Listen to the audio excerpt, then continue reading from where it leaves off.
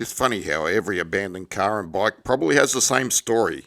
At some point, they were someone's pride and joy. Then the service got missed, a repair was put off, and eventually they were left sitting until time took over. Now, I'm not saying a chain replacement is going to save a bike from ending up like this, but staying on top of simple maintenance definitely gives it a much better chance. This isn't a tutorial. YouTube has got plenty for you to check out. Just a quick look at replacing the chain and sprockets on my 450MT before heading out to see what changing from a 14-tooth to a 15-tooth front sprocket does for cruising RPMs. Let's get it done. Oh, look at this bad boy.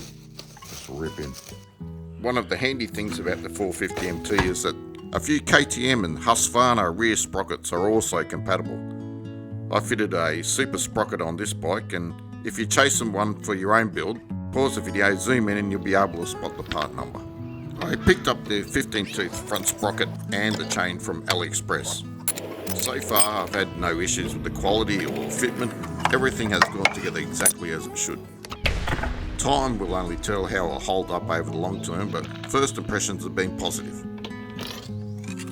To be fair, I didn't exactly treat the original chain with much love, but I still managed to clock up around 20,000 kilometres.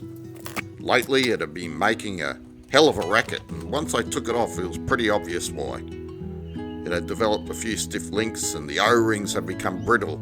I'd say it had definitely earned its retirement.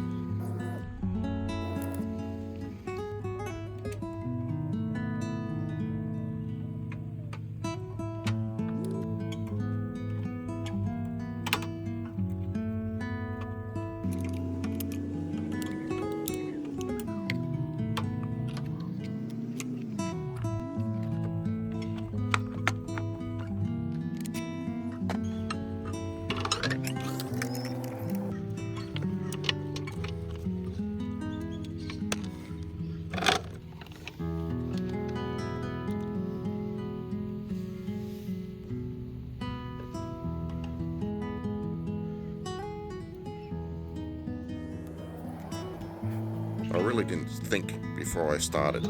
I probably should have cracked the front sprocket loose before taking off the chain, but I didn't. But no one died, nothing broke, and it all worked out just fine in the end.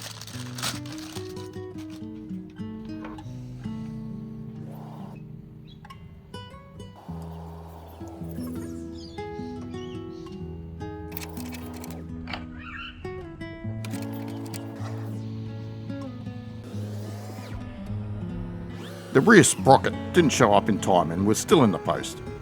It showed up literally the next day, so I replaced it then. I also added an extra link over the stock OEM length, which allowed me to push the wheel back a little bit further in the swing arm. Bit of a weight to that. For more stability. Also, the internet told me. So much lighter. After I posted a photo of this setup on Facebook, the comments lit up. You'd think adding a 15-tooth front sprocket and one extra link in the chain was the most controversial thing to happen all week. The good thing is, none of it's permanent. If I end up not liking it, pulling out an extra link is an easy job.